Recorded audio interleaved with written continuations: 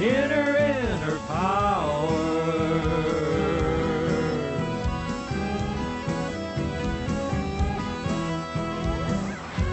Remember the days we saw purple haze.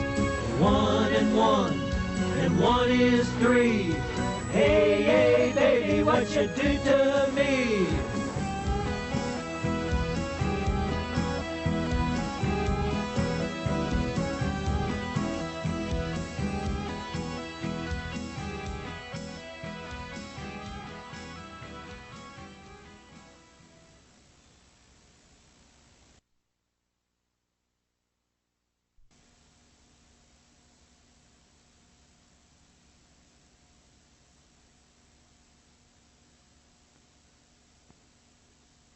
How come you don't use the fold-out screen?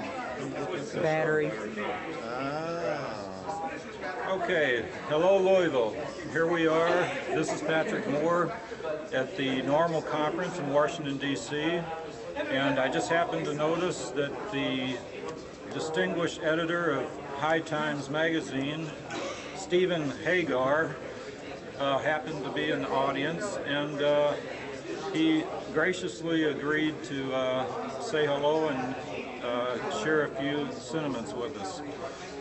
Steve, I'm glad that you're here and glad to see everything that you're doing, but I can't help but want to take this opportunity to ask you a few pertinent questions, perhaps.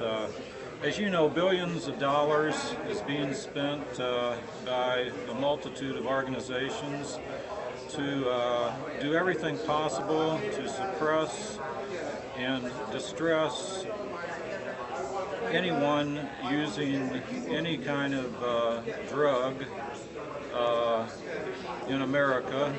And as the editor of a magazine such as High Times, I'm curious as to what your perspective on the situation is.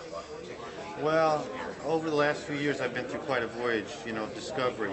I discovered marijuana when I was 15 years old. I didn't think it was any big deal. I certainly thought it was less harmful than alcohol or tobacco, even as a kid. So I never understood what the problem was. But when I came to High Times magazine, I wasn't a big pothead. I was like a weekend party guy. You hand me a joint, I'll take a hit on it, but I never had it, never paid for it, and really, I mean, I did in certain times of my life, but that wasn't where I was at. That wasn't why I came to High Times. I came to High Times because it's the only voice of the counterculture left. I feel like I'm a member of a community that came about in the 60s. And that community's been persecuted since basically its whole existence.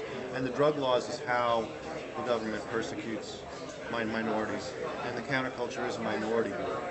And we have to recognize that, yeah, we are a minority group.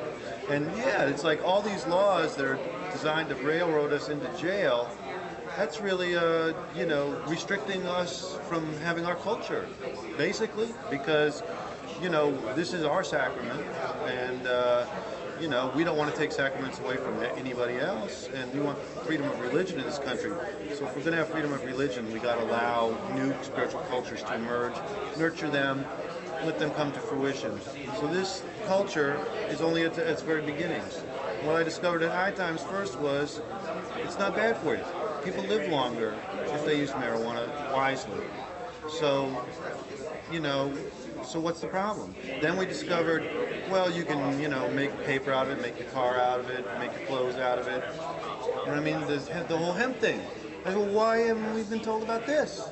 And then, my latest thing is the birthing of all the major religions of the world takes place in Iran and India 5,000 years ago, and they're all drinking marijuana and milk. They call it Bam, Soma, or Ioma, whatever you want to say. You can look at the formations of these great religions and you see marijuana cults there. And I believe this is true. It does create spiritual cultures, and we are a spiritual culture. It does play a role in our culture, give us some freedom of religion, please. Well, you're getting right to the very essence of the dichotomy here, because in all of the literature and the media expression of the war on drugs, the use of drugs is directly associated with crime, sociopathy, aberrance. Well, I don't really like the use of the word drugs, because we're a completely drug-soaked culture. It's not used. Kids grow up and they're fed sugar and caffeine drinks. That's a drug. Crack is candy to a kid. Candy is like crack. It's the same thing. They can't stop eating it. So, we've got a culture that consumes Prozac. A third of the people are on antidepressants. So I don't even like to use the word drugs. Just call it medicines, because everybody's on them. I don't care. Some people are popping Ritalin, which is methamphetamine, but when they take Ritalin, it's not called a drug. It's called a medicine. But when we smoke pot, it's not called a medicine, it's called a drug. So let's just, we got to get